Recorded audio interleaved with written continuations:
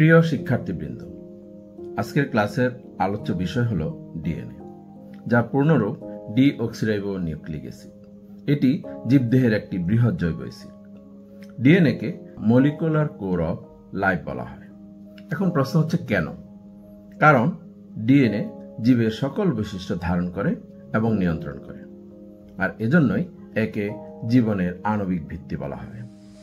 এছাড়া জীবকোষের সকল রাসায়নিক বিক্রিয়া ডিএনএ দ্বারাই নিয়ন্ত্রিত হয়, তাই একে মাস্টার মলিকিউলও বলা হয়। যেহেতু ডিএনএ এক ধরনের নিউক্লিক অ্যাসিড, তাই নিউক্লিক অ্যাসিড সম্পর্কে আমরা কিছু তথ্য জেনে নিই।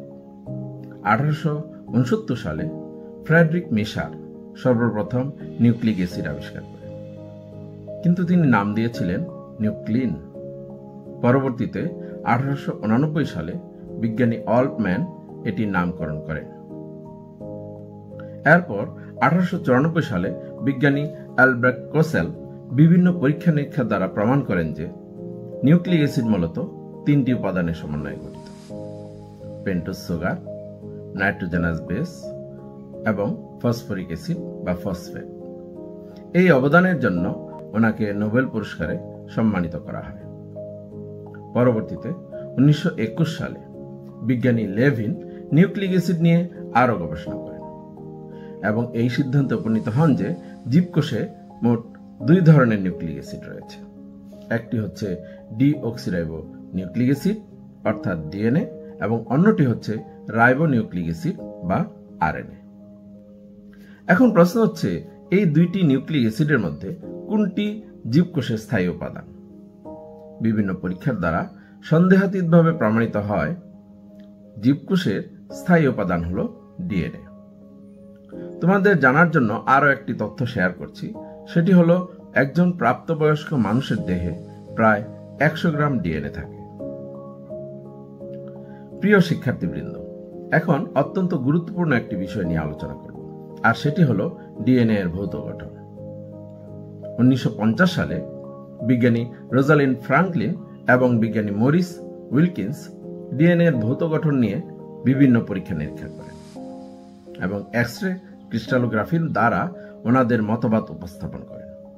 ওনারা বলেন ডিএনএ অণুটি ডাবল স্ট্র্যান্ড অর্থাৎ দ্বিসূত্র এবং এদের গঠন পেঁচানো। ওনারা আরো বলেন যে ডিএনএ গঠনকারী অন্তরণুর দূরত্ব 2.0 ন্যানোমিটার বা 20 অ্যাংস্ট্রম।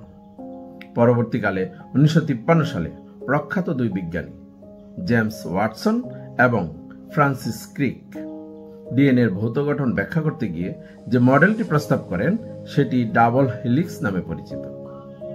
এই মডেলটিকে ভালোভাবে বোঝানোর জন্য ওনারা ওই সময় স্টিলের পাত, তার, স্ক্রু, বল্টু ইত্যাদি ব্যবহার করেন এবং এগুলো দিয়ে একটি পেঁচানো সিঁড়ির মডেল তৈরি করেন, যার ছবি তোমরা স্ক্রিনে দেখতে পাচ্ছ। তাদের এই মডেলটি ওই সময় ভীষণ সাড়া ফেলে দিয়েছিল। এই অসাধারণ অবদানের জন্য ওনাদের দুজনকে এবং বিজ্ঞানী উইলকিন্সকেও একসাথে 1963 সালে নোবেল পুরস্কার প্রদান করা হয়।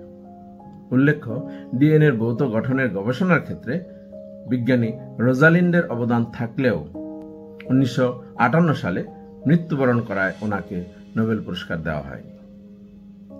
যাই হোক, বিজ্ঞানী ওয়াটসন এবং ক্রিক ডিএনএ এর ভৌত গঠন বর্ণনা করতে গিয়ে যেসব বৈশিষ্ট্যের কথা উল্লেখ করেন, এখন আমরা তা বিস্তারিতভাবে জানার চেষ্টা করব। অনেকগুলো বিষয়ে ওনারা রোজালিন্ড ফ্রাঙ্কলিন এবং উইলকিন্সের সাথে একমত ছিলেন, যেমন ডিএনএ অণুটি দ্বিসূত্রক এবং এর বিন্যাস পেঁচানো ঘোরানো সিঁড়ির মতো, যাকে ওনারা নাম দেন ডাবল হেলিক্স। এর সাথে ওনারা যোগ করেন যে ডিএনএ এর সূত্র দুটি সম দূরত্বে পরস্পর বিপরীতমুখী হয়ে অবস্থান করে, যার মধ্যে একটি সূত্র 5 প্রাইম থেকে 3 প্রাইম কার্বনমুখী এবং অপরটি 3 প্রাইম থেকে 5 প্রাইম কার্বনমুখী।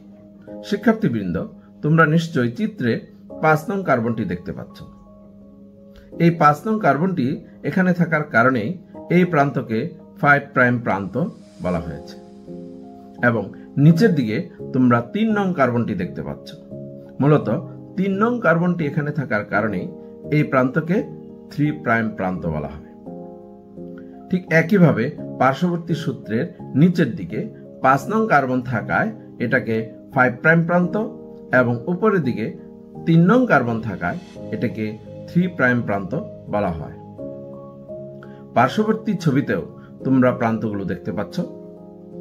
এখন নিশ্চয়ই তোমরা বুঝতে পারছো যে ডিএনএ সূত্র দুটি পরস্পর বিপরীতমুখী হয়ে অবস্থান করে। Nitrogenous base. ডিএনএ অণুতে 4 ধরনের নাইট্রোজেনাস বেস থাকে, যথা এডিনিন, গুয়ানিন, সাইটোসিন এবং থাইমিন।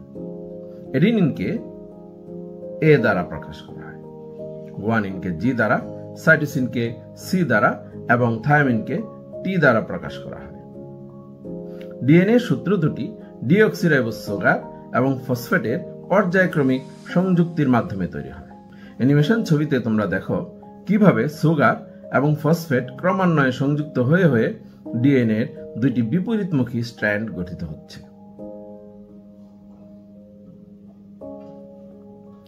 এই স্ট্র্যান্ড দুটির মাঝখানের প্রতিটি ধাপ তৈরি হয়েছে এক জোড়া পরিপূরক নাইট্রোজেনাস বেস দিয়ে, যাদেরকে বলা হয় পরিপূরক বেস পেয়ার। এখানে এডিনিন নামক নাইট্রোজেনাস বেসটি থাইমিন নামক নাইট্রোজেনাস বেসের সাথে জোড়া বেঁধেছে এবং গুয়ানিন নাইট্রোজেনাস বেসটি সাইটোসিনের সাথে জোড়া বেঁধে ডিএনএ এর প্রতিটি ধাপ তৈরি করেছে।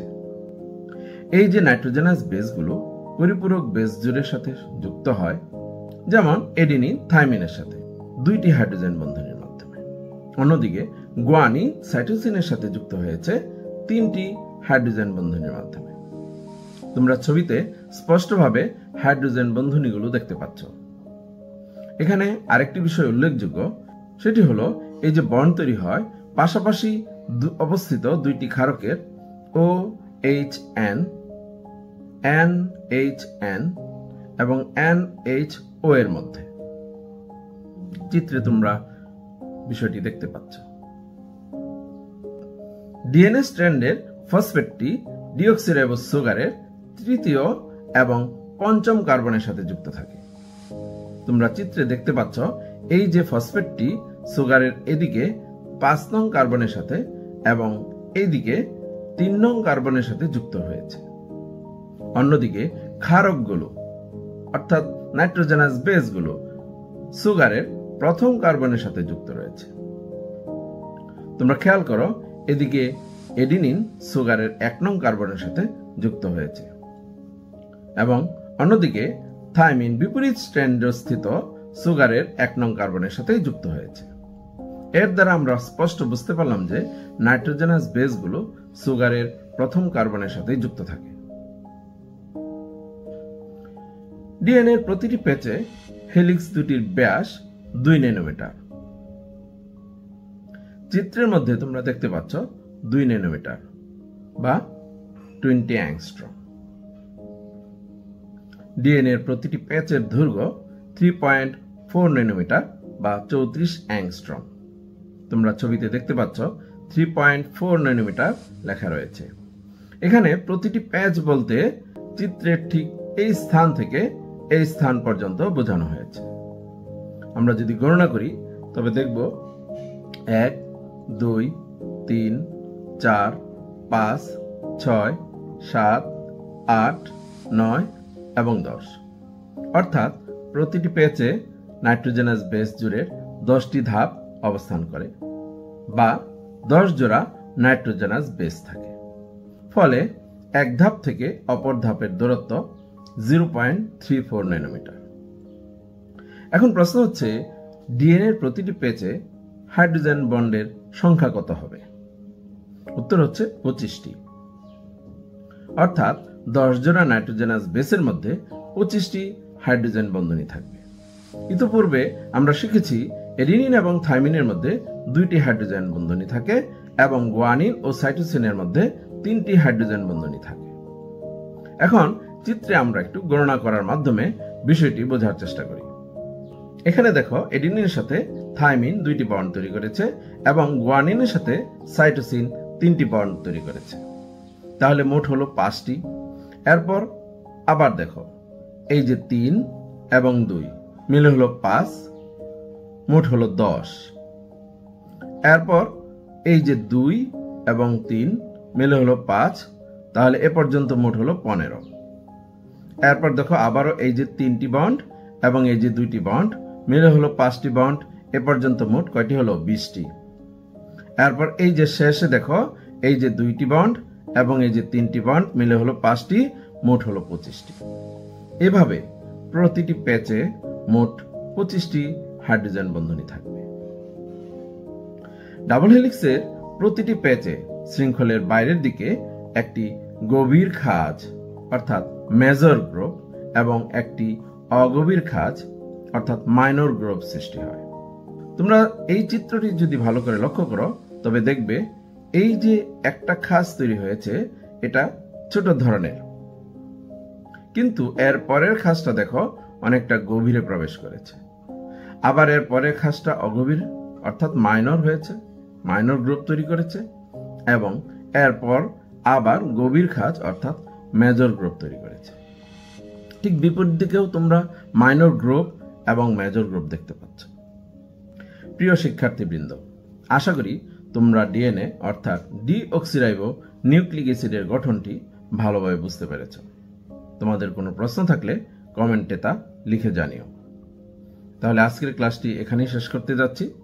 সবাইকে অসংখ্য ধন্যবাদ।